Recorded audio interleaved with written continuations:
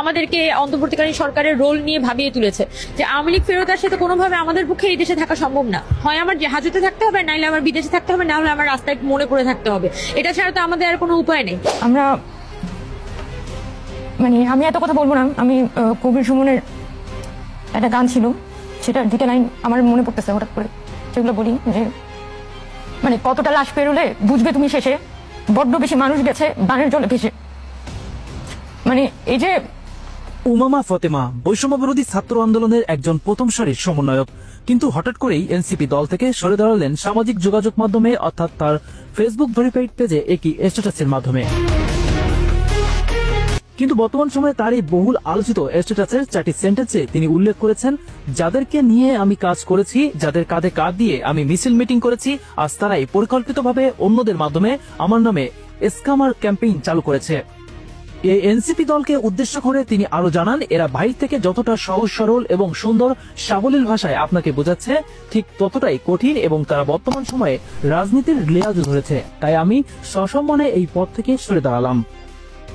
এবং তিনি আরো জানিয়েছেন, বর্তমান সময়ে তারা বিভিন্ন রাজনৈতিক দলের সাথে যে ধরনের মিছিল মিটিং করছে, এগুলো তাদের সম্পূর্ণ জনগণকে ধোঁকা দেওয়ার একটি সাজানো নাটক মাত্র।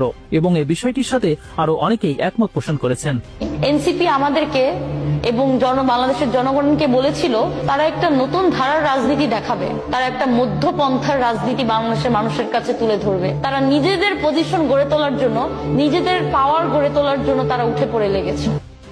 এবং এছাড়াও সরকারের অনৈতিক কর্মকাণ্ডের কথা গণমাধ্যমে বলতে যেয়ে তিনি নিজেই কেঁদে ফেলেছেন। তিনি মনে করেন, এই সরকার যেভাবে দেশ পরিচালনা করছে, পরবর্তী প্রজন্মের জন্য একটি নিরাপত্তাহীনতা ও ঝুঁকিপূর্ণ রাষ্ট্র তৈরি হচ্ছে। দেখেন, এত প্রশ্নের উত্তর দিয়ে কি হবে? আমরা আমি এত কথা বলবো না। আমি কবির সুমনের একটা গান ছিল, সেটা দুইটা লাইন আমার মনে পড়তেছে হঠাৎ করে, সেগুলো বলি যে কতটা লাশ পেরোলে বুঝবে তুমি শেষে, বড্ড বেশি মানুষ গেছে বানের জলে ভেসে।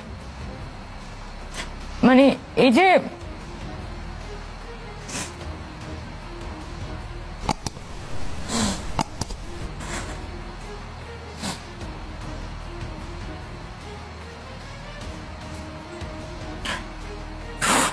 এছাড়াও বিগত কয়েকদিন আগে তিনি জনসম্মুখে গণমাধ্যমে জানিয়েছিলেন, এই সরকার বর্তমানে যা করছে তাতে খুব শীঘ্রই আওয়ামী লীগ ফিরে আসবে, এবং আওয়ামী লীগ ফিরে আসলে আমাদের কারোরই অস্তিত্ব থাকবে না। কারণ আমরা না বুঝে আওয়ামী লীগের বিরুদ্ধে যেভাবে উঠে পড়ে লেগেছিলাম, তা সত্যি আজ আমার তার খেসারত দিতে হচ্ছে।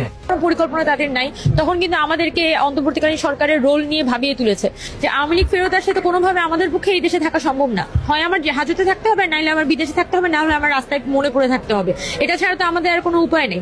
সকলেরই কিন্তু প্রিয় দর্শক, একে একে যেন শেখ হাসিনার প্রতিটি বার্তাই সঠিক এবং সত্য বলে প্রকাশিত হচ্ছে গণমাধ্যমে। সকল এনসিপি দল থেকে একে একে ঝরে যাচ্ছে অনেকেই। আর এজন্যই কি আপনি মনে করেন অদূর ভবিষ্যতে দেশের উন্নয়নে সাবেক প্রধানমন্ত্রী শেখ হাসিনা ফিরে আসতে পারে? আপনার মতামতটি অবশ্যই জানাতে ভুলবেন না। সাথে আছি শেখ হৃদয়, SN News 24 Ace।